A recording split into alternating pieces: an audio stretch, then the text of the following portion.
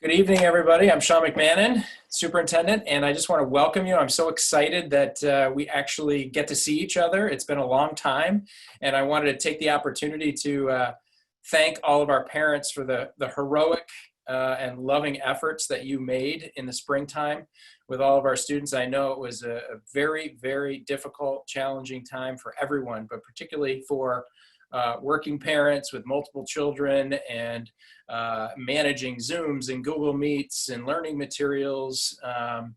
I know how difficult that was, and I just want to recognize that you guys did an amazing job, and thank you so much for working with us through such a difficult time. And we are going to talk today about some of the plans that we have been doing to move forward so that we can continue to keep everybody safe and healthy and learning even while we're still in the midst of this pandemic. And I wanted to introduce a few people at the beginning. We have Emily Hecker, who is our Director of Communications and Development. She's been keeping you guys up to speed with all the latest and greatest information, not only about reopening, but about the Capital Project, about the anti-racism work that we're doing. And she'll continue to have regular communications for families throughout. She will be monitoring the chat. So if you would like to put questions into the chat while people are speaking, because there will be some presentation time, both by myself and Dr. Heather Link, who I'll introduce in a moment. You can put those in the chat, and then we will try to follow up on as many of those as we can throughout. The other way that you will be able to ask questions is through using the raise hand function in your screen. And again, Emily will be monitoring those. So the second person that I want to introduce you to is Dr. Heather Link. She is one of our wonderful docs that comes in during the week with the School-Based Health Center and sees quite a few of our students. And she has graciously agreed to join us. I think it was really important that we get a doctor here to be able to not only give you an overview of some of the health precautions that we'll be taking and some of the things that we should all be thinking about, but also to be able to spend some time and answer parent questions that you have, particularly related to health. After we do that, I'm going to hand it over to Heather, and she'll do a little presentation opening, and then we'll have time for question and answer. She can stay with us up until around 6 o'clock. And then after that, I will do a presentation, short presentation on reopening, very much related to the recent communication that you received. And then we'll have some time for question and answer from everybody related specifically to school reopening. Okay. So Heather, I'm going to share my screen here in a moment and set you up with your slides. And if you just want to, since I'm controlling the slides, when you're ready for next slide, just tell me and I will move it forward for you, okay? Okay, well, is that going to be visible on the screen? Ah, there we go. Beautiful. Okay.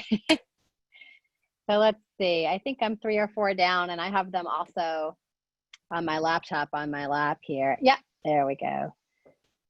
So I'm Heather Link. I am one of the pediatricians over at UVM Pediatric Primary Care of Burlington, and I share the School-Based Health Center in the school nurse's office with Sherry LaRose. I'm there on Tuesday mornings, and she's there on Thursday mornings. So if we haven't met before, it's nice to meet you all. I may have seen your kids and talk with you on the phone, so it's nice to see so many people here. I'm just going to scratch the surface a little bit because the health of COVID is huge. And so I expect actually more that there'll be more questions. And I know also that you guys have a million questions for your school administrators about reopening. So if there are questions I can't get to or that roll in after I'm gone, they can be directed to me. Sean or Emily can get them to me and I can answer them to you personally, or I can direct you to resources that will help. So I know we're all kind of freaking out about this. I'm a parent too, so I'm also a little bit freaking out about all of this. It's kind of a little bit scary to think about going back to school, but also at the same time, we really want our kids to go back to school. So there's certainly a lot of tension just even inside of our own selves. There are some general pediatric concerns that keep coming up more and more and more in our own practice, in my practice at UVM, and also with Vermont Department of Health and also the Vermont Children's Health Improvement Program, or otherwise known as VCHIP. And they've been very involved with the state response to this and also with getting out the school reopening guidelines. So some of the things that I know might be on the minds of parents are, can my kid go to school? And if they go to school and they have a fever, what the heck is going to happen after that? And who's going to help me with that? And so we can go through some of the exclusion criteria. Those will probably be sent to you if they haven't already been sent to you just in the guidelines, but we can go through all of those if you'd like to. That's in a different slide, which we can get to in a moment. What happens with routine illnesses? This is something that we're doing a lot of right now. In camps, daycare centers, childcare centers are open, and we have kids that get sick, and it's not usually COVID. And so we have to then think, okay, kids are kids, they get sick, they get strep throat, they get sore throats, they get coughs, they get runny nose. How are we going to handle all that? And that can feel really overwhelming. We spend a lot of time talking about that. And so I can help you with that. And also, just to remind you that there is no shame in this game. If your child is sick and can't attend school, if your child gets sent home from school, this is not something to feel bad about. This is not something to feel like you did something wrong. This is not something to feel like you should not have gone to Costco that day. This is not something to feel bad about. Keep in mind that the school is there to help you. The school nurses are there to help you. I'm there to help. Your primary care providers are there to help you through this. It's navigable and we can get through it. And if somebody in your family is diagnosed with COVID that's close to you and you're facing the cascade of testing that comes out of that, the school can help you. Your primary health provider can help you. We can help. It's completely navigable and we can get through it. Next slide. All right. So the next two slides I actually took from a presentation from Brina Holmes at VCHIP, and they're sort of wordy and dense, but just to know that there's been a lot of conversation, there's a lot of language surrounding reopening and having to deal with school. And I see questions coming in right now. We can definitely answer those questions. Just to keep in mind that there are overarching objectives for school health in the COVID era. And so you can definitely see that they are wordy, they are dense. Overall, we want to keep COVID to a minimum. We want to keep kids healthy. We want them to be able to be in school. And we want to have really good communication between schools and between families. Next slide. Yeah, so these are some of the exclusion policies. These were worked on by the folks at Vermont Department of Health and at VCHIP, the Vermont Children's Health Improvement Program. And so 3 times a week, we have calls at lunchtime where they go through any updates and guidelines. We address issues that have come up. We've talked about all the different outbreaks that have gone on in Vermont. We've talked about how to handle camps. We've talked about handle travelers. There's no end to the volume of information. So we have these calls 3 times a week. This is a slide that's come from the presentation with Brina Holmes. So this is what we're working with right now. So you can see still, it's a little bit wordy, but it's all kind of there. And it's actually not a heck of a lot different than it was before. So keep in mind, I think there's a lot of fear around, and I have the same fear around, if my kid shows up at school and his cheeks are pink, are they gonna kick him to the curb? And the answer is no, don't worry. We're gonna go about this. Everybody's gonna go about it in your school and in your pediatrician's office very methodically. We are absolutely 100% here to help you field this, because most of the childhood illnesses that you're going to go through this next school year will not be COVID. So we want your child to be healthy with whatever they are facing, okay? So some of the criteria you can see there, and we can debate the finer points of them, but mostly this is overarching right now. So symptoms of COVID, right now, the symptoms that we know of COVID: fever, cough, drippy nose, like gunk pouring out of the nose, sore throat, change in sense of smell. That's a little bit harder to get at. Sore throat, headache, body aches. Those sound a lot like a lot of the things that kids would be sent home for, right? And fever over 100.4. So it's confusing because it's COVID, or is it not COVID? But also it's a lot of the very same criteria that have you either kept your child home with before and waited it out, or that they've had to come home because they spiked a temp at school. So it actually doesn't change all that much. It's just we have this extra thing in here that we have to sort of question. And kids with allergy symptoms, we know you have allergies. If you've been to see your pediatrician before, we know you have allergies. You don't have to carry a letter around or write you have allergies on your head. Those are all the things that you do in your intake forms for your school health forms. Your pediatrician knows. That's easy information to communicate. So you don't have to panic about the hay fever that's coming when all of the goldenrod pops up. And also well-controlled asthma. So we know that kids with asthma cough, but kids with asthma that cough don't have fevers at the same time, unless they have a viral illness. But just regular asthma, it coughs, and we know that. So I know that every time I've sneezed anywhere, I get dirty looks from anybody. And that's kind of the way it is right now. But your child is not going to be excluded if they have a cough that's due to asthma and they don't have any other signs. Again, like everything, school nurses are going to work with you. They're going to look at this by child. They're going to work with us if they're part of the school-based health center and help you route back to your pediatrician. So it's nothing to be too panicked about. If your child does become sick at school, they do have to go home. The caveat is now that can be something that you may be worried about, but absolutely can be worked through, and the school's prepared to work with you, is that your child has to go home within 30 minutes. So there's a shorter window now with getting your kiddo home. But that's something that can be completely worked through. Next slide. Okay, so just a couple reminders about the school-based health center in Winooski. So again, in the past, on Tuesday and Thursday mornings, there's a pediatrician there in the school nurse's office. And we see kids just like we see them in the doctor's office. And many of the kids are already with University of Vermont Pediatric Primary Care, and many of the kids are already with the Community Health Centers of Burlington, and those that aren't, we communicate with those pediatricians. So again, I'm Dr. Link, and then Dr. LaRose is there. She's from Community Health Center of Burlington. She's there on Thursdays. We are probably going to be in the process of changing this. And your school nurses know that they are asking for higher access to telehealth, and for us to be able to have more telehealth available, essentially so we can see more kids and help to get at the issue of what's going on with this kiddo, or their home, can we do telehealth, all those sorts of things that come through that. We may not have as consistent as a physical presence in the school. That only has to do with the fact that we have to adhere to social distancing. Huge wasp that just flew through, with social distancing guidelines right now.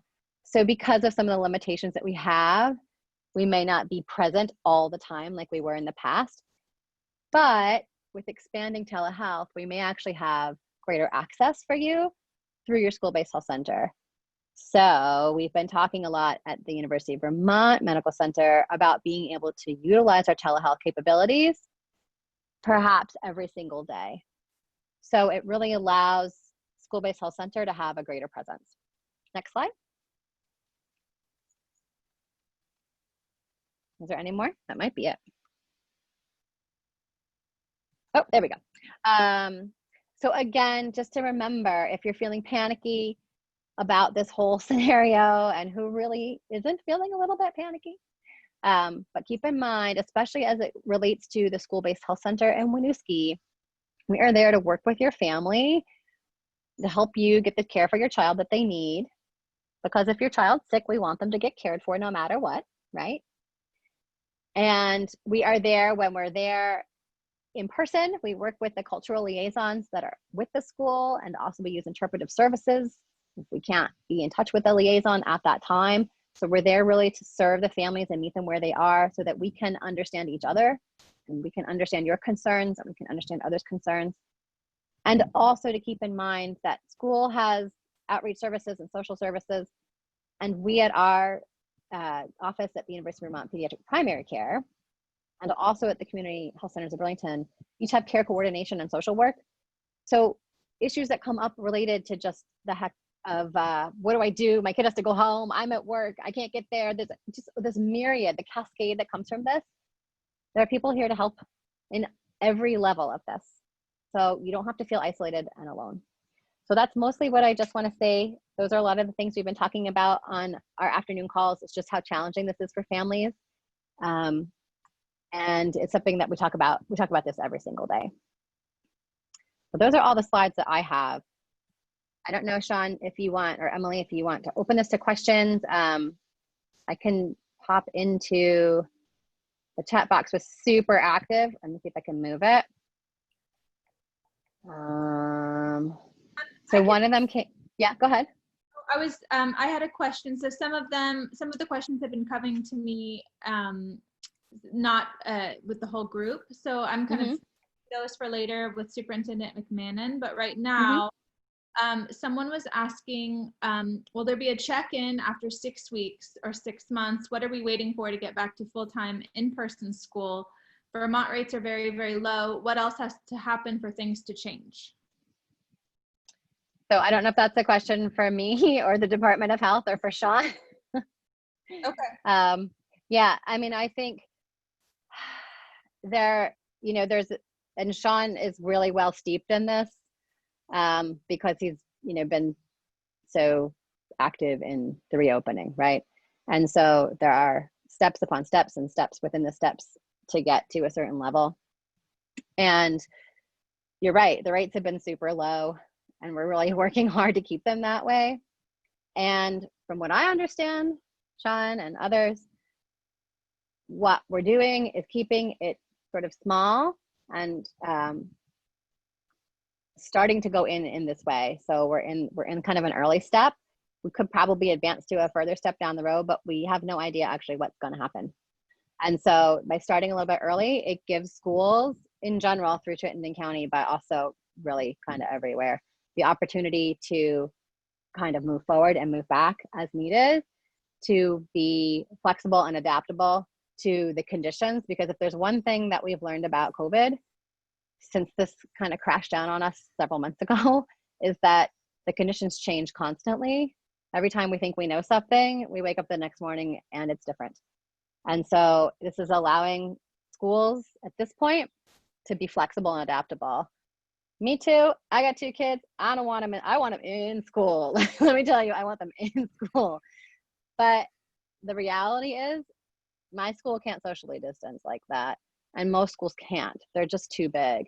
And so from those guidelines right now, by starting this way, it kind of gives us 2 steps forward, 1 step back in that system. I don't know, Sean, though, about the timing for reevaluation. Yeah, I mean, we'll talk a little bit about this later, but right now our goal with the hybrid model is to get students back in smaller groups. Hopefully the health data will continue to support with really low virus in Vermont.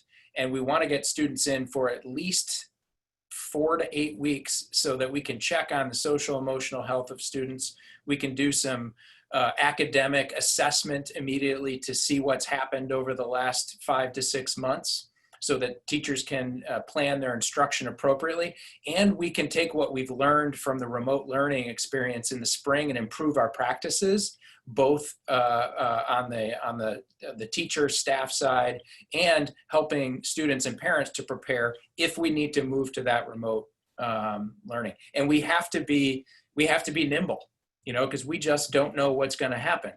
It can change. We've done a really great job in Vermont. People have been banding together and following all of the precautions, and that's how we have been able to limit the virus. And we're just about better than anybody else in the country right now. And we need to keep it that way. And it could change, and we need to be ready for that. Another question that you might be able to answer, or you will be able to answer, if they have a regular cold, I'm assuming students, do you need to get a COVID test? No, probably not. This is something I can tell you is a pretty hot topic in the office from like minute to minute. And I think that this is going to be a time will tell. I can tell you from a pediatric practice standpoint, we are ordering a lot of COVID tests right now for fever and sore throat, because we're seeing a lot of fever and sore throat. And we know that's a potential symptom for COVID. So in my office, we're able to provide COVID testing in the office if it makes sense to bring a kiddo in. So in that scenario, I can test you for strep first and then send a COVID test if your strep test is negative. The urgent care center at the Fannie Allen can also provide that sort of stepwise testing. So if your child is sick, they can be seen. We can rule out simple things, right? When we get to respiratory season, which is more flu and cold season, when we get into October and the kids are kind of sharing everything again, we're going to be having constant conversations about how many COVID tests do we really have to do. So we are ordering a lot of them right now. We haven't had as many of the small cough, runny nose, the cold stuff right now, just because that's not circulating as much. Those viruses just really aren't circulating right now. So I think that as pediatricians, we're all sort of sitting on like with bated breath going, what's going to happen? What's going to happen? But every time we move a little bit more forward, we get a little more information. So in June, when everything kind of reopened again, when childcare and daycare started reopening, we thought we were going to need to do a flood of COVID tests, and we actually really didn't. So we're ordering them frequently for kids that are sick, but we just don't have that many kids that have been sick. So it's a little bit of both. And I think, again, like everything, we're going to see. We're going to get into September, and we're going to have kind of a different idea of how many times we have to order a COVID test and for what conditions. And then October, and then November, and then when we go through the height of it, we're going to have an idea then of what conditions do we need to order COVID testing for. I know in our office, we've just recently empowered our triage nurses to go ahead with ordering COVID tests, so you don't have to wait for a call back from me or your provider or any provider. They can go ahead and get that rolling for you. So there's a lot of ways to obtain a COVID test. But at this point, without fever, sore throat, lots of cough, super drippy nose, headache, you probably don't need a COVID test.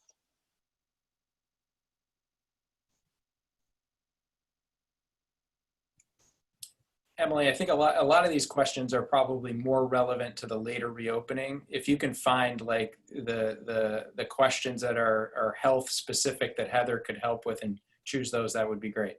Yeah, that's kind of what I've been looking for. I think a lot of them are really directed to our reopening details.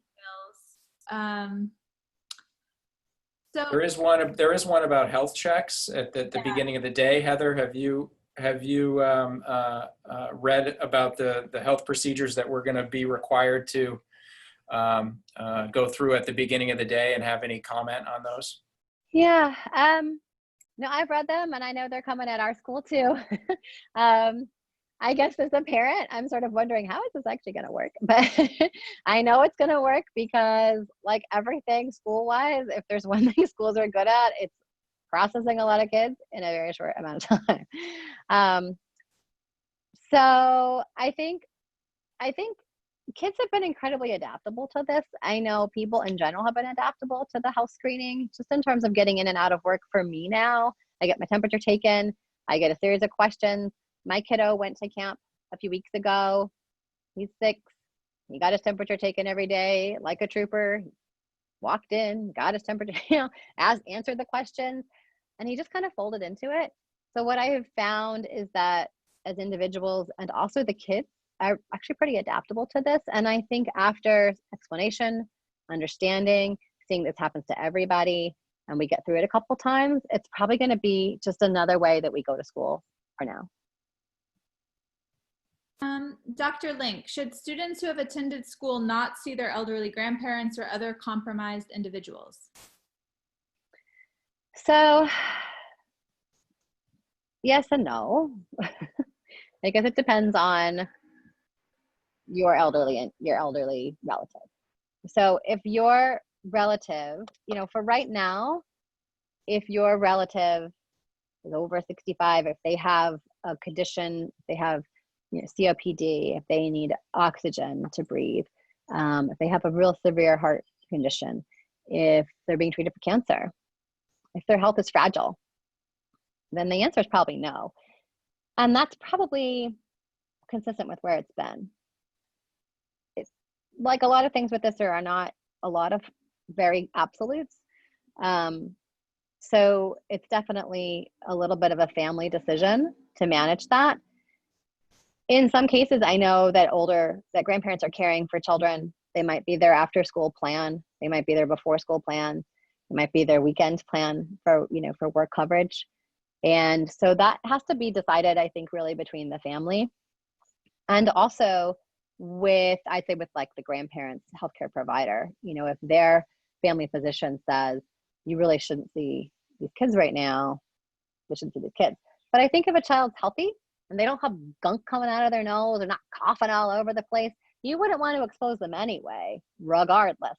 And so at this point, with what we know, the kids haven't been the major drivers of transmission to adults. So it's, you could probably do it, but I think you have to look carefully at the circumstances. You have to look at the health of each individual, make sure everybody's really rock solid healthy, and then they can stay. That's kind of been the question of the summer because everybody wants to go see the grandparents. Here's a question. So what are the known long-term effects of COVID? If my daughter catches it at 9 years old, what can she expect to deal with as she ages? So I can tell you with absolute certainty that nobody knows that answer, because this particular virus is brand new. So we don't have any long-term data. So far, the illness has been not terrible in most people, but horrifying in many. In kids, it hasn't been that way. So there are some serious complications that have maybe been related to COVID. And there's a few papers out on the multi-system inflammatory. It's been very small. It's been acute. The numbers are very tiny, but for long-term data, it's just not existent. And also because there just haven't been thousands of kids that have gone through it. So we really don't know. We really don't know. So if kid to adult transmission is low and kid to kid transmission is low, why are we going to these extremes? Yeah, so that's always like the next thing in my mind too, right? Where I'm like, wait a second. But again, then as a pediatrician, when I'm sort of there as a parent, I'm like, ah, and then when I'm in my pediatrician like calm place, what I go back to is that so far looks really good, right? But we really don't know. We really don't know. And we know that kids during flu season, it's rough. We have, very high transmission between kids, from kids. They get sick. They cough all over the place. They got snot everywhere with other viruses. We just really don't know how that's going to play out because we haven't been through that time yet. And we haven't had school, in Vermont, much less, in the US. So it looks good. Data coming out of different places, it looks good. But I think we just don't know, and we're not going to know until we're in. That's the answer I have. Yeah, thank you. Is there an option for, sorry, that's a school related. How can a doctor or nurse be sure, observing a patient with cold symptoms, that they do not have a COVID and do not require a COVID test? And how many COVID cases in the school will be tolerated before it's determined a different action needs to be taken? So the second part of that question, I will leave to the schools, because that I know that they are in constant contact with Vermont Department of Health about that very scenario. We haven't gotten there. We don't know. Maybe we'll get there. Maybe we won't. We're all really hoping not, right? So the first set is an evolving answer, right? Ideally, just like strep or like influenza and RSV, if your child has symptoms that look like something, right? So as a pediatrician, I deal in patterns.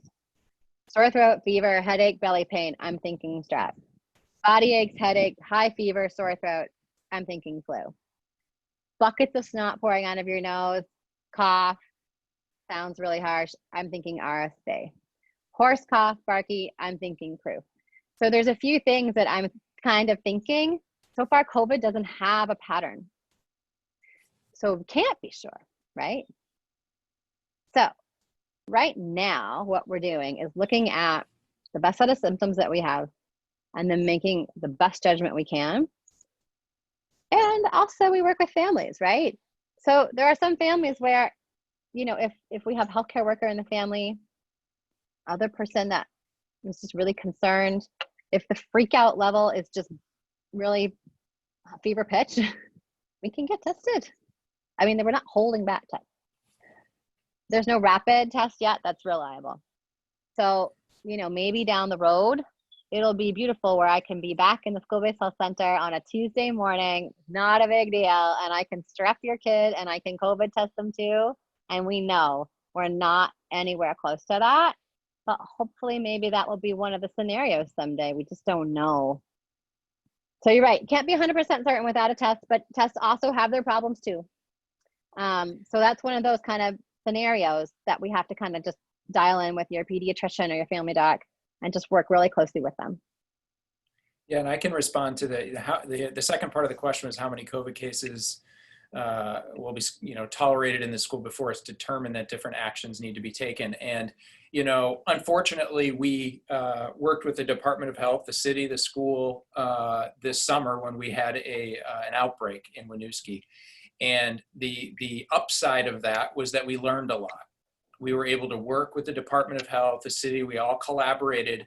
And the Department of Health is pretty amazing, and they mobilized and they contained this outbreak phenomenally. So we have some lived experience with this now. So it's less about the number of cases, and it is more about who it is, the contact tracing that happens, and then it's the Department of Health who will be giving us the guidance and even the directive at some point that you need to close school and go to remote learning, or you can continue and you need to have enhanced precautions, and these are what they need to be. So the good thing is that the infrastructure, the relationships, all of the communication, all of that is in place because we work together this summer. Hopefully we won't have to access it, but we're ready if we do need to. So sticking to the kind of testing question, there are a few testing questions. How long does it take to get results? So there have been reports of different timing. Would it be feasible to give every kid a test before school? And are there any plans for randomized testing to check for asymptomatic cases? So at this point, the one thing to remember about testing is its point in time. So we take, you know, the entire month of August. We say we dropped a test on everybody on August 29th, and everybody was negative. But by August 31st, that could not be true anymore. So that's why kind of population style testing overall hasn't been recommended yet, or as it relates to going back to school. Again, anything COVID, up for change, right? In terms of returning your child to school, there are guidelines for returning your child to school, and these will also be constantly adapted. So we were working with 72 hours earlier in the summer after a fever, and resolution of symptoms have gone to 24. So we're kind of back in that, oh, I know that. I got, like, that's why it's been, right? So it's starting to look a little more like we're managing it like a viral illness. Testing timing varies differently. So one thing to keep in mind, and it matters where you go. So if, say, for example, you go through the University of Vermont and you come to the office, or you have it done at the urgent care, the testing turnaround time has been anywhere from 24 to 72 hours. My experience as a pediatrician is the tests are coming back within 1 to 1.5 days. That's not 100%. And even if they're negative tests, there's length of time following resolution of symptoms. So if you had a child who was sick and you thought it was COVID, and then we got tested, and then the test finally comes back and it's negative, but your kid is still sick, they're still not going to school. So we're still kind of stuck, with those sorts of return to school guidelines. Those have been in place for a long time. So that makes sense. It's burdensome and challenging, yes, but it's kind of consistent with where it's been. For the pop-up sites that are run through the Department of Health, the turnaround time has been pretty decent. Your healthcare provider, for example, we don't see those results come right in. So if you have been through the pop-up testing site process, you've probably been notified either from Vermont Department of Health about your results, and those can be anywhere from 24 to 72 hours. Your primary care provider does not receive that result. So there's that. But you still get a result. Did I answer the question? Hopefully I kind of got to a few different parts of that. I think so. Yeah, it sounded good. And if that didn't answer your question, if you want to retype it in the chat, if we missed it. And I am writing all of these as you send them so we can review later. Here's a question about transmission, a clarification. When you talk about kids not transmitting as much as adults, do you mean kids under 10 or under 18? Yeah, so that's a great clarifying point. And the age cutoff is anywhere from 10 to 12, but usually on the lower side. So that said, again, it looks like they're not transmitting, but it is the much younger age group. And the preteens and the teens don't fall into that category. At least that's the way it looks right now. I don't know. I too, I'm really wondering what's going to happen when we finally have classrooms of people back together and we're not going to big full classroom size, but smaller classrooms, groups. The experience so far this summer, and I'm knocking on wood, has been very good. But I don't even like to breathe those words out because I'm just really hoping that we continue this path. But childcare, daycare centers have been open, camps have been open, kids have been, at sports. And we haven't had an explosion, really across any age group. There has not been an explosion. The cases that I see personally as a pediatrician are in the older age groups. We've had little ones too, but they've been very few and far between. And I have a lot of camp forms coming across my desk to sign. And those kids they're not popping up as something that's been concerning at this point. So the experience so far has been really good. We don't know. It's been a lot of outside time too. So things could change in December. I hope not. But things could change.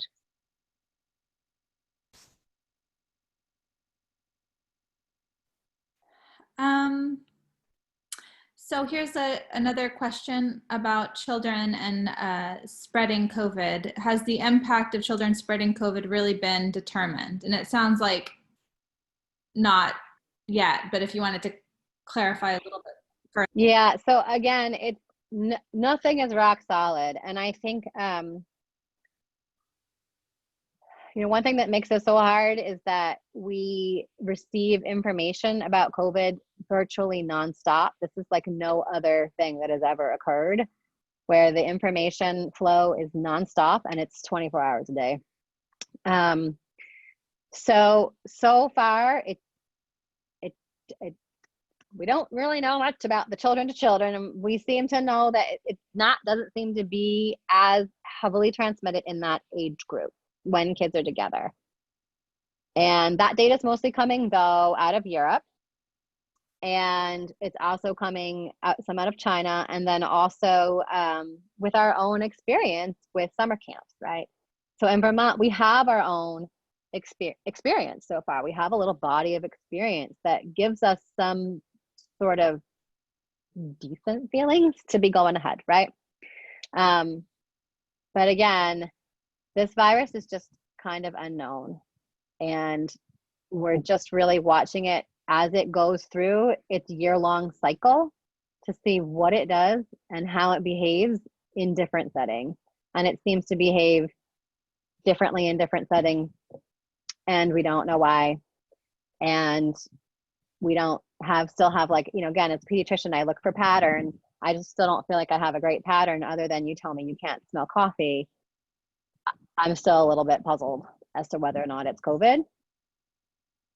There's certainly higher suspicion, but I've had kids that I've had sent for testing where I was like 100% this kid's got COVID and they didn't. So it's been surprising. It's a nonstop learning curve. We keep learning and we just keep talking and talking and talking and changing when we have to. Thank you for that. So what about, this might be a question for you, Sean, but maybe you can also kind of chime in. What about being able to go to the nurse's office for a headache? This person has a child who has a lot of headaches. The doctor wants her to be able to go to the nurse when she gets one. How will that work? I think that's probably more of a question for the district details later, but I don't know if you have any kind of thoughts or suggestions to add here. I mean, what I would say is we're already in the process of, my office is going to be moving out into a trailer, and we're going to convert the central office into a larger health office with 2 doors so that we can we have an isolation room and we can bring healthy and sick kids in and out and keep them separated. So, you know, we need to maintain the normalcy of a health office so that we can meet the needs, the health needs of all of our students, the daily ones, in terms of distributing medications that are needed, in terms of the headaches, as this question asked. And at the same time, we need to be prepared when a student presents with symptoms so that we can take the necessary precautions and limit any potential transmission.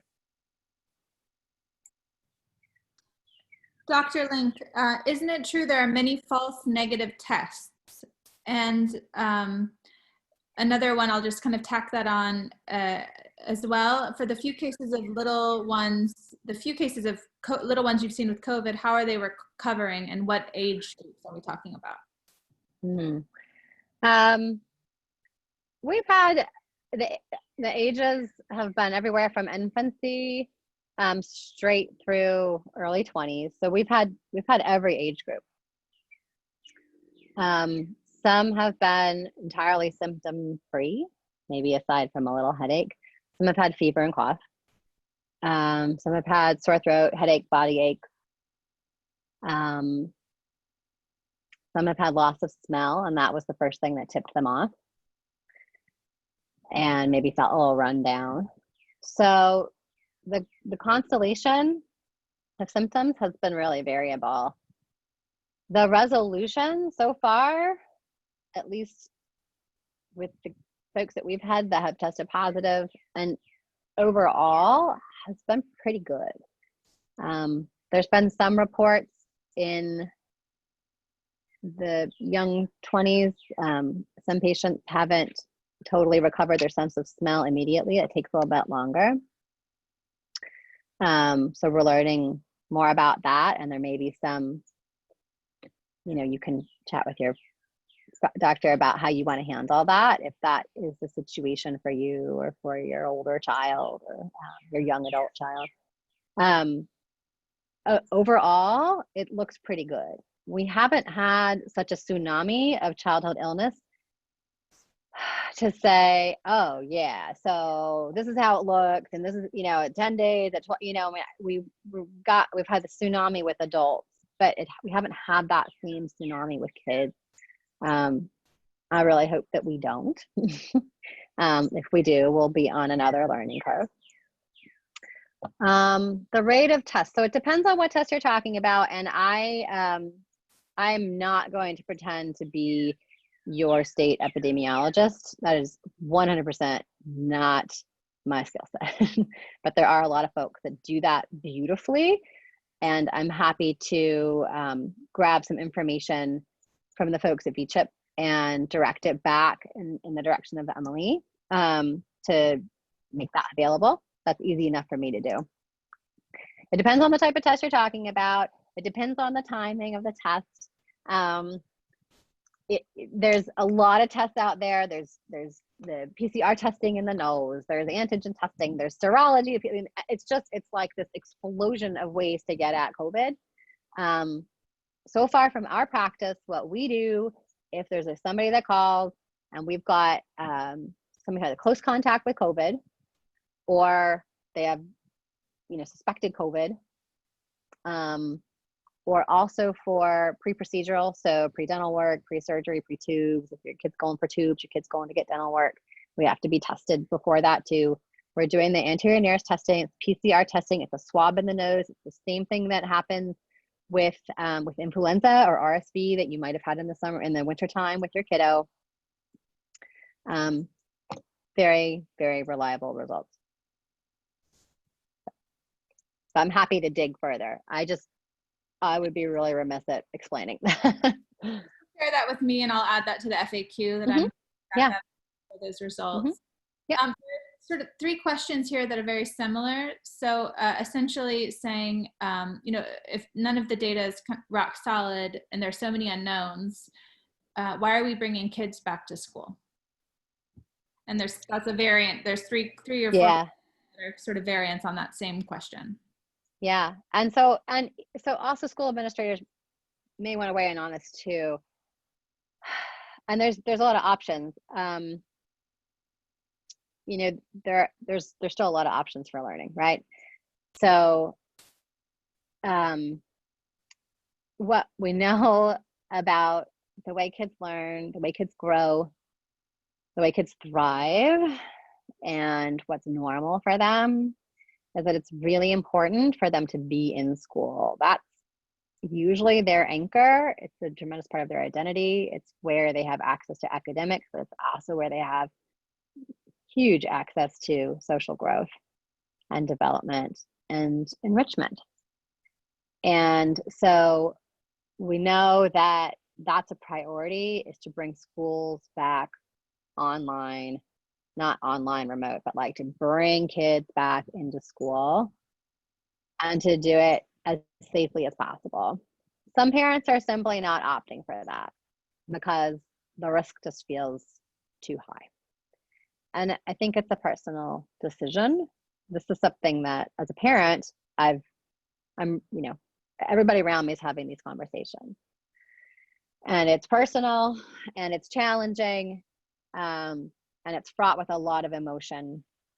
But by and large, we know that our kids do really well when they're in school, when they have that sense of rhythm and routine, not just by going to school, but also what happens through their day. And so it is really important to get the kids back into school for their social and emotional health and also their academic learning. Yeah, I agree totally with what Dr. Link is saying. I think this is a burdensome decision for many people who are in the position of making this decision. And where we've landed is we want to create options, because we know there is no single answer that is going to fit for every family. And so as much as we can try to keep we can construct some options for you, and then you can make some family decisions. And we want to keep you all in the district. So we want to create some options that are going to keep you connected, even if whether it's hybrid, whether it's remote, whether it's something in between that, whether we're in a hybrid model and you decide to keep your students home, we want to have a program for you to connect to so that you can stay a part of the community. This is just, there is a struggle on all aspects of this, from the school side, from the family side, at the state level, to find the right answers. And all of us, I think, have to understand that for each other. That and like last night I said, we need to keep that compassionate space for each other in making these decisions, and be respectful that we're going to make different decisions.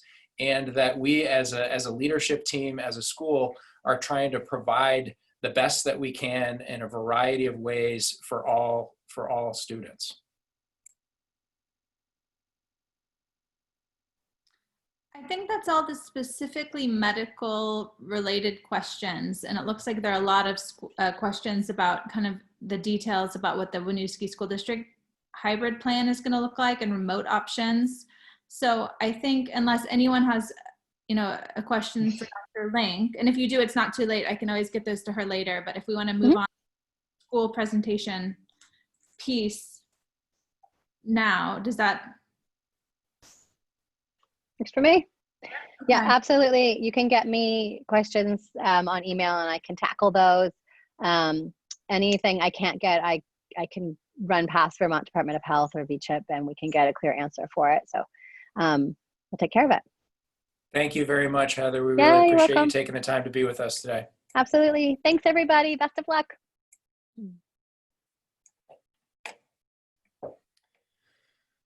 Okay, I am going to share my screen and do, I'm going to try and work through this presentation fairly briskly so we can have some more questions and answers, because clearly there's a lot of questions, and there's some clear answers and there's some not so clear answers, but we'll do the best to navigate all of that together.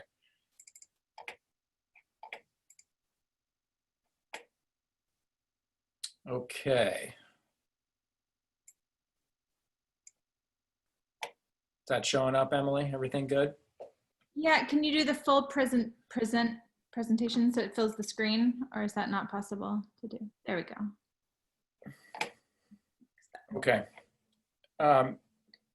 So I have been leading with this in every meeting that we have. I want everybody to be abundantly clear that we have one guiding principle in doing this work, and that is the student and staff health, safety, and well-being, and it is for everybody.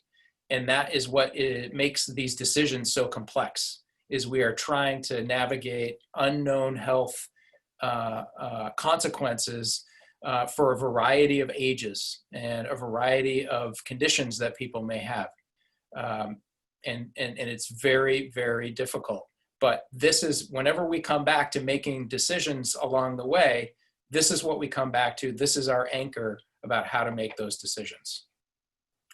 And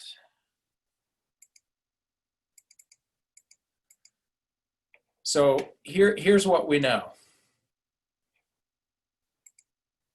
We know that we're going to start the year with a hybrid model unless the data changes. If we have a rise in cases, we have to be prepared to start with remote learning. But right now, because we felt like communities, parents particularly, and students, they need some clarity about what our thinking is right now and what we're planning. And that's why we decided to go with 3 different counties, 16 districts who are all planning a pretty coherent message around how we're going to open school in a hybrid model if the health data remains stable. Right now, we push the start date out to that following Monday, August 31st. That will give us 2 full weeks with our staff to prepare to receive students on that Monday. I will tell you that there is also some discussion at the state level about starting after Labor Day on September 8th. I don't know how that will turn out, and that would be a state level decision that would be handed down to us that we would then need to accommodate. Right now we're talking about, and if you read the communication that came out today, students will be divided into 2 groups. And the reason that this is done is so that we can socially distance inside the building. If we're in classrooms of 18 to 25 students, we do not have the ability to be able to socially distance, physically distance. So by breaking those groups into 2, we have less students in each classroom. We would have students will attend 2 school days in person. So that would either be Monday and Tuesday, or it would be Thursday and Friday. And then the other 3 days, they would be working from home. Wednesday will be reserved for personalized student support. So we may have students that we have targeted either for special education services, we are really going to be working with newcomer English language learners to get them more in-person instruction to hopefully fill in some of the losses that may have occurred in their acquisition of English in the last few months. And we will use that day for some professional learning of our staff, particularly to prepare for remote learning and for cleaning, so that we have a full day to ensure that we have adequate time to clean the building. we're going to thoughtfully create these groups. We have 3 teams that are working on that. Right now, the overarching criteria that we're using in grouping students is we want to make sure that make a family-based approach to this, so that siblings are going to school on the same days, so that they can come to and from school, so that parents have some semblance of schedule with their kids attending school. And so that's the system that we're working with right now. There's going to be a lot of decisions that get made after tonight about how we group kids. And the teachers with their principals are working that at the building-based teams that I'll talk about in a minute. So how we've planned so far. So we have 3 teams, and I'm chairing our district steering committee. And within that steering committee, we have 4 groups. We have a health and safety group, and this is made up of our COVID co-coordinators, our 2 school nurses, Liz Paris and Catherine Monhay, and then Tim Looney, who is one of our custodians. And so what they're really doing is they're setting up all of the health and safety procedures that will need to happen on a daily basis. So everything from information that will need to come out to you about how to prepare, remind you if your children are sick, they shouldn't come to school, what the health screenings will look like. I know there were some questions in the chat about that, what that will look like in the mornings, in terms of temperature and questions that will need to be answered. And then also all of the cleaning that will go on throughout the course of the day, in the classroom, on high touch places and doorknobs and entryways, through the playground and so forth. And they will be putting all of that work together. It'll be published and available. The operations is really focused on transportation and student meals. We have transportation at the beginning of the year for preschool, and then for students with special needs that require transportation. And then we will, after Thanksgiving, we'll be moving into the winter transportation that will this year be to and from school until the end of March. There's a lot of details that need to be worked out on the busing side of this. And fortunately, we have a little bit of time with that, and we'll learn a lot from other school districts who are going to be starting with that at the very beginning of school. And then student meals, we're fortunate to have a wonderful food service team with the Abbey Group, and they have been preparing the meals all through school dismissal in the spring and then through the summer.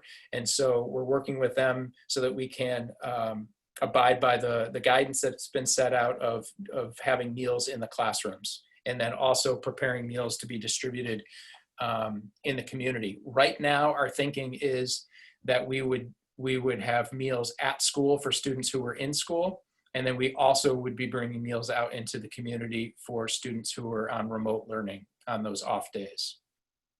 The continuity of learning, this is primarily teachers really working on the different models of learning, in-person, hybrid, and remote, really focused on hybrid and remote learning models right now. And we have the 2 goals in this group are to develop those models, and then also the systems of support for social and emotional needs. We are putting that first and foremost when students return in the hybrid model, is we want to make sure that we have practices in place to assess where our students are at socially, emotionally, and also to make them feel welcome and safe when they come back to school.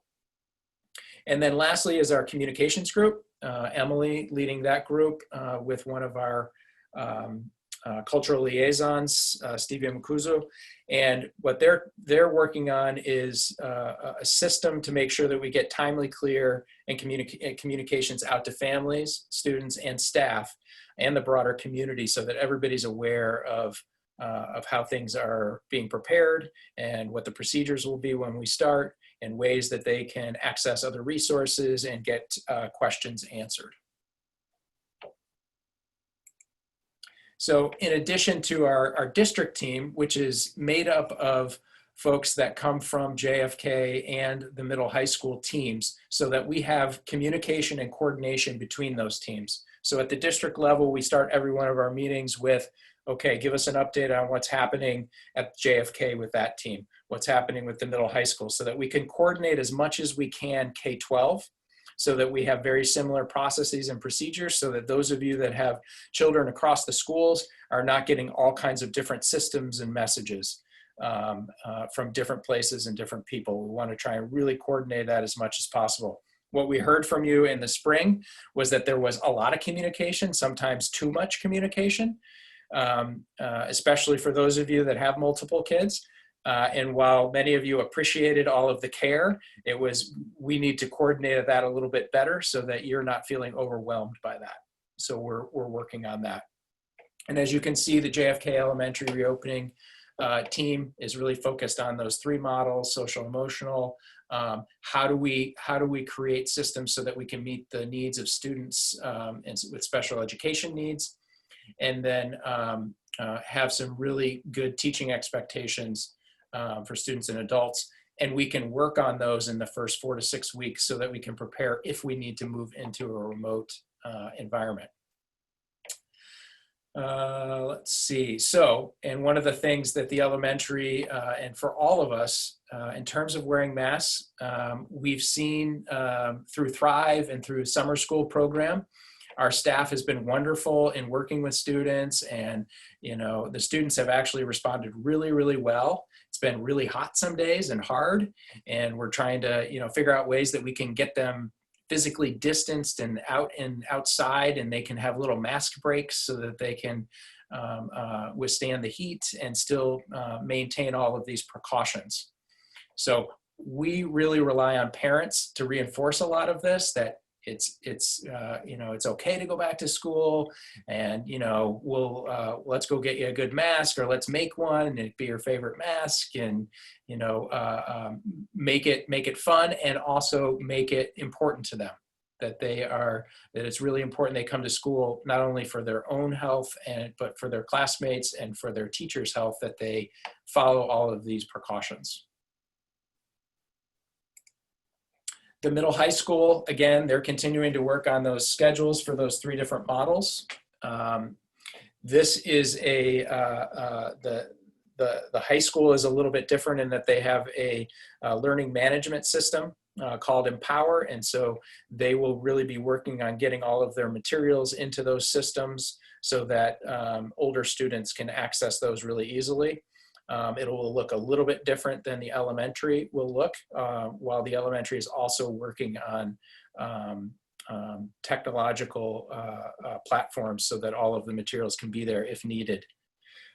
They're looking at how to best use the current system. So we have great supports like advisory, where we have groups of kids with teachers and developing those relationships, and we want to utilize those systems that we already have in place to support kids throughout this process of reopening. And I think the rest of those are very similar to what we've already talked about, so I will bypass those. So some of the same stuff. What I just want to talk about here is the daily health check.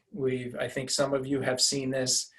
We will be required to take temperatures of all students that enter the building. First point of contact is what it's called.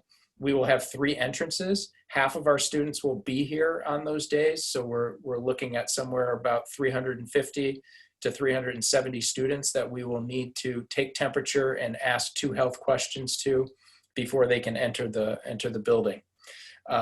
We feel like we can do that. It will take time. It does mean that it will probably reduce the amount of classroom and instructional time versus a normal school year. But this is all obviously very necessary. So our nurses are working on these procedures, and then they will be training people, other staff members, to be able to do that. It's not required that it is a health professional that is doing these health screenings. Masks are required for everyone that comes into the building. And The only allowances that are in the guidance from the Agency of Education and the Department of Health is there may be some specific situations due to health or behavioral issues, and those decisions will be made on an individual basis in consultation with nurses and special educators as needed. I did want to mention a couple things about the environment.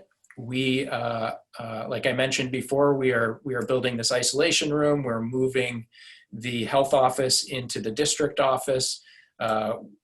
Emily and others have worked with Efficiency Vermont to get a grant, which is going to improve air quality in this area so that we make sure that we can create the healthiest space as possible down here for the health center. Let's see, I talked about the meal service in the classroom, and we'll be coming out into the community, transportation. We have rented tents that we have set up in the back, and we've created a safe way of moving around the playground on the JFK side through some fencing out into the back fields. And we have a number of tents out there, and we will be encouraging our teachers to be outside with students as much as possible, because we know the risk of transmission goes down quite a bit when you're outdoors versus indoors. The classrooms will be set up. So again, the building-based teams, JFK and Middle High School, are working on right now on the physical setup of the classrooms. So the guidance right now that's given from the Agency of Ed tells us that our students should be in rows and should be facing forward. And since we will have half the kids at a time, we'll have plenty of space in the classrooms to be able to accomplish that. I think one of the things that I want to say about the physical distancing is that both the Agency of Ed and the Department of Health recognize that is, as much as they want to say it is required to be 6 feet apart all the time, they also will tell you that it is when feasible and when practicable. Because when you're in a school setting, keeping 6 feet apart at all times is virtually impossible. So we have these layers of barriers that we're trying to put in place. So we have the physical distancing as best we can. We have the masks. We have the ability to be outdoors. So we're gonna do the very best that we can to meet all of those precautions. Sean, there are a lot of questions, and I know we have just 15 more minutes. Yep. So how do you want to answer? Yeah, let's go with some questions. We can leave. I'll leave this up. Yep. People can look at it as your answer. So there have been a few questions about masks. Will they be provided? What kind of quality or grade mask? What about if students don't want to use PPE at all? And in this case, it's mostly the masks. What kind of what will the results be at the school if a student doesn't wear a mask? Yeah.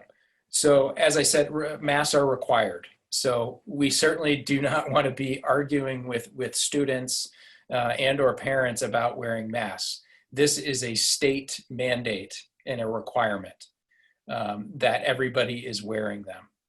So, we will, if we are dealing with a refusal, we will work as best we can with the student and with the parent to find some sort of way to make it work on both ends. But we cannot allow students to be in school without the mask, unless, as I said, there was the special cases that I described earlier. We will have masks available.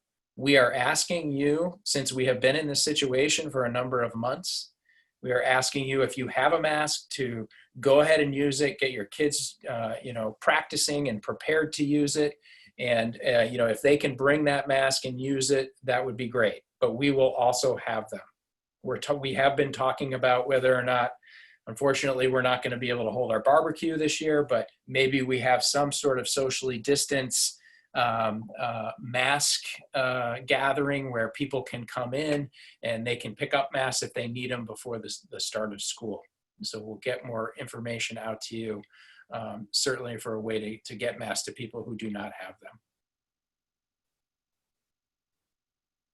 Okay, I'm moving up to the top to get to some more questions. There's been a few questions about air quality and HVAC tests, and if we've had that work done. So I think just some more clarifying questions there about the isolation room and the work and the grant with Vermont.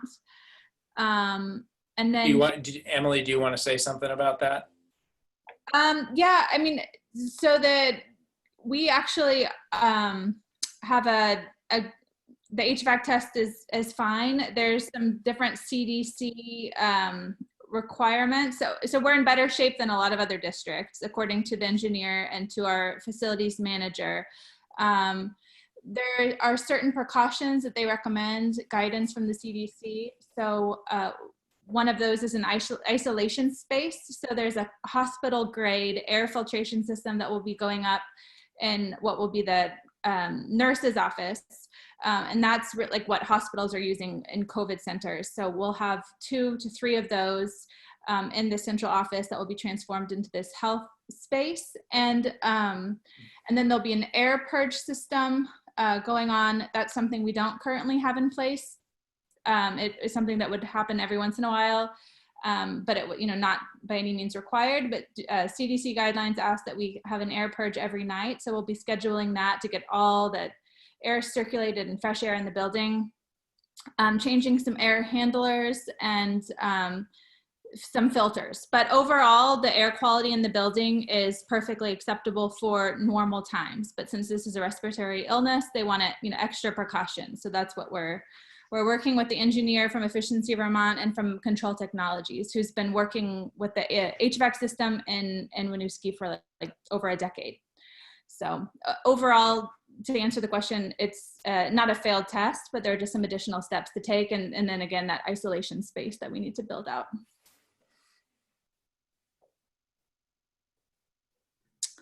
So let's see. There's a lot of questions. It seems like there's a theme about sort of exclusionary practices. So can students who have been traveling out of state attend in person? And then a lot of scheduling questions. So I think if you want to get at that one about the exclusionary practices, who won't be allowed in school, right? And why? And then we can talk about scheduling, because there's a lot of questions about that. Right. So again, our nurses will be putting together some documentation that'll talk about specific exclusion and inclusion policies.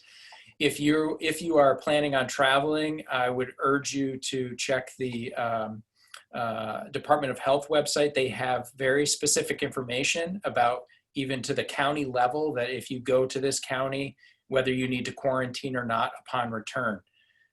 We are relying on all of you, if you are traveling, to take those precautions. And if you have to travel to a place that says you have to quarantine, we expect that you're going to quarantine to maintain safety for everybody in the community. If there happens to, kids talk to us, they talk to us all the time and tell us things. And if they come and tell us, well, I just got back from a place, we will need to follow up on that, of course. But the Department of Health is a great place to go for the resources around travel restrictions.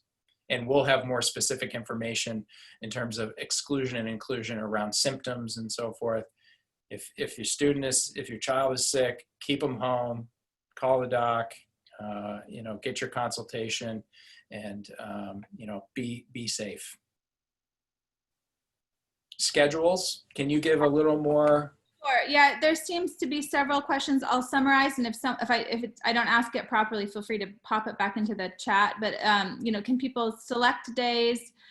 When will we know? And when will we know when school is going to start? You mentioned possibly starting after Labor Day. So people need to plan childcare. There's a childcare shortage. So kind of when will we know when school will start? And when will we know what kids' schedules are, so parents can plan for child hours? So right now, the start date of school is August 31st.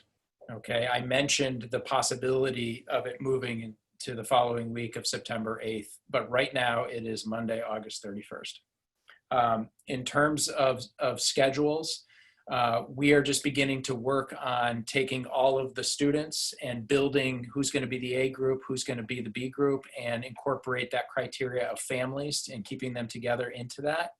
And then we will publish those, and then we'll work from there.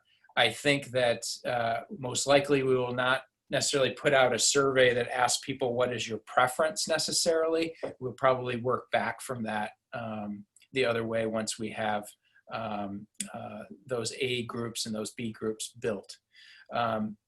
My hope is that we'll have those out by the latest would be August 14th, which would give everybody 2 weeks prior to the start of school. If we can do it earlier, we will. But there's a lot of work on the plate right now. So there's a question about how, when, and with whom do parents connect with about the option of keeping their child home and choosing a virtual option?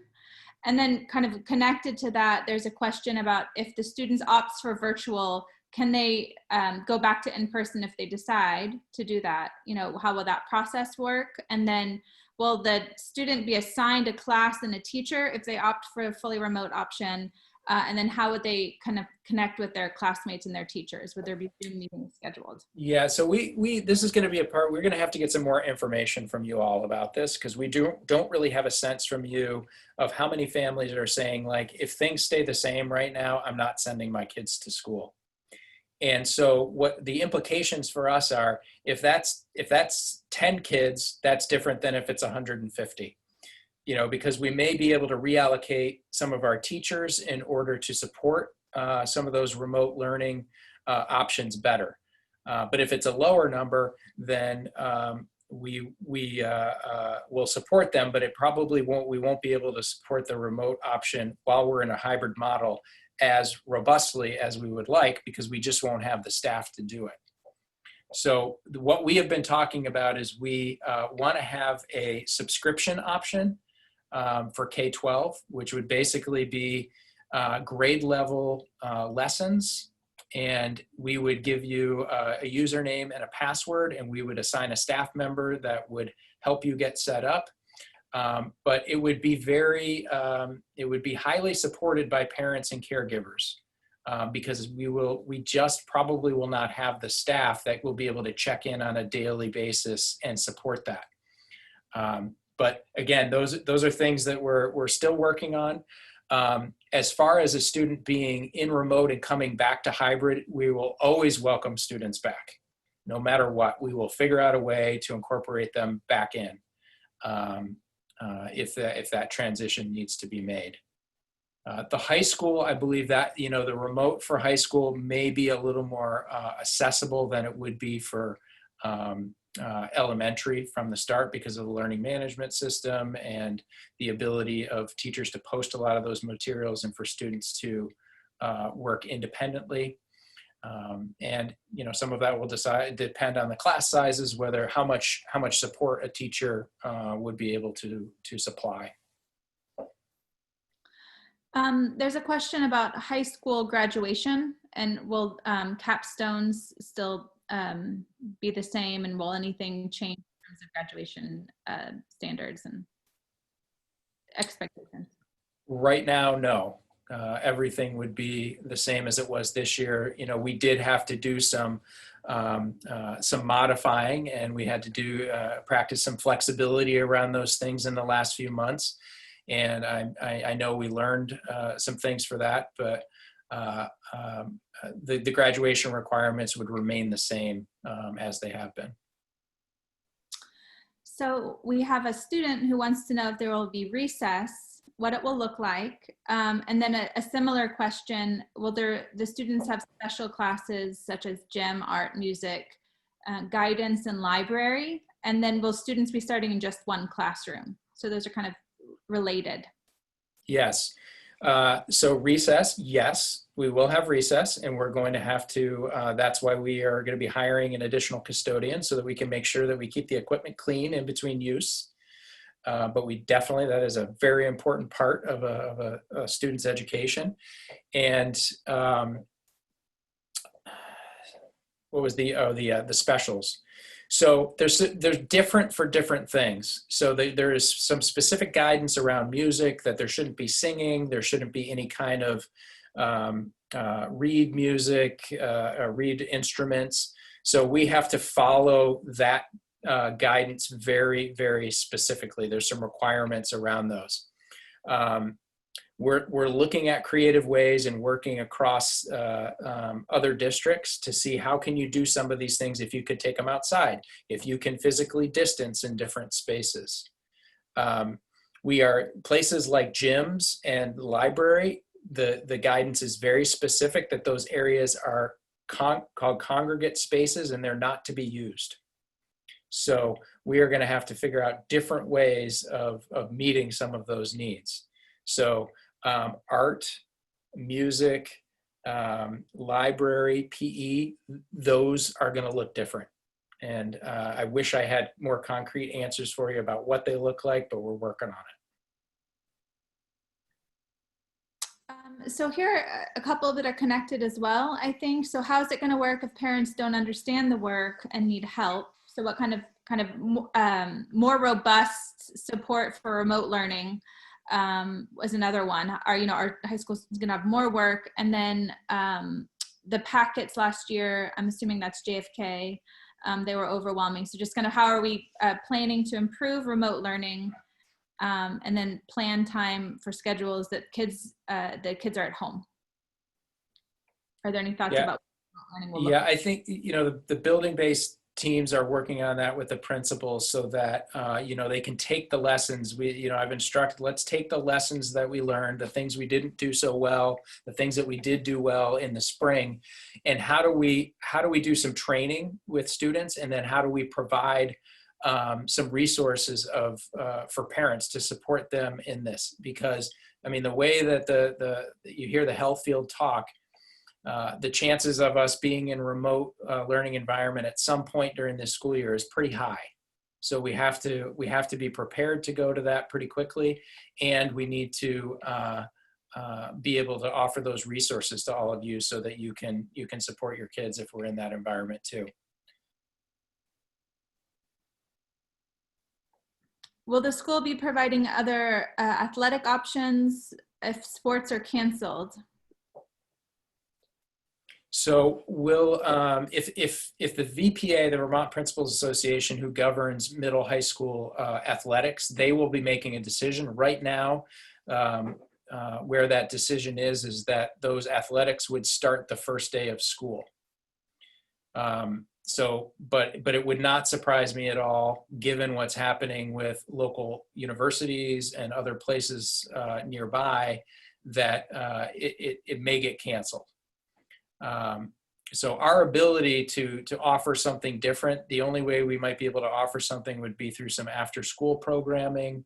And we would have to make sure that we were following all the health precautions and allowing kids to engage in athletics. There have been a few questions. Oh, sorry. It kills me. I see you, Lene, and it kills me. I know how important athletics to me was growing up, man. I played sports every season, and it's what kept me going in school some days. And it was a place that I felt really competent, and I know how important it is to kids. And we will do everything that we can, but. There have been a few questions about outdoor spaces for learning, especially considering we're under construction. Yeah, so we have less outdoor space than we normally do. As I mentioned before, we will have access to our playground over on the JFK side. We have fenced in safe passage into the back fields. So we still have a lot of the field space, the track space will be open and available to us when school starts. It's just that mostly the front, that front soccer field, that whole area is a construction zone right now, and will continue to be for another year and a half at least. There's a question about clarifying the difference between the subscription for remote learning and if the whole school needs to go remote. Could you clarify that distinction?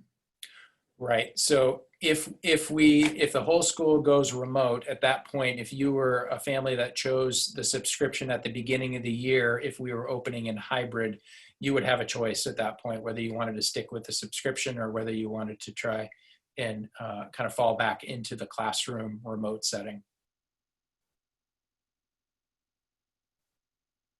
There's a question about improved communication about when students are remote. So kind of how are we planning to improve communication with teachers? So one parent's asking about that, if we've given that some thought. And then also a question about JFK students and, sorry, I just lost the question. How much time will they spend on remote meetings during their remote days? And I think that's a variation of another question.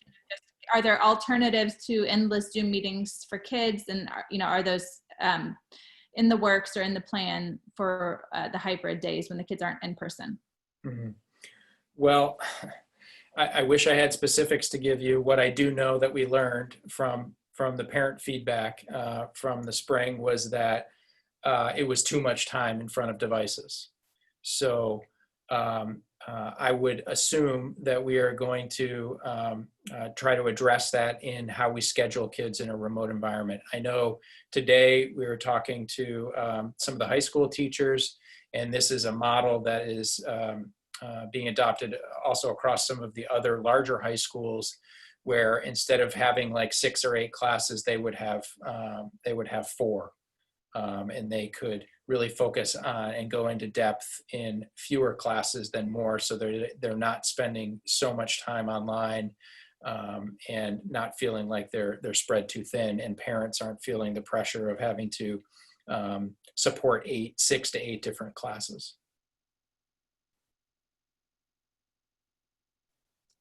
Thank you. I think we're at time. So it's 6:30. We planned to go until 6:30.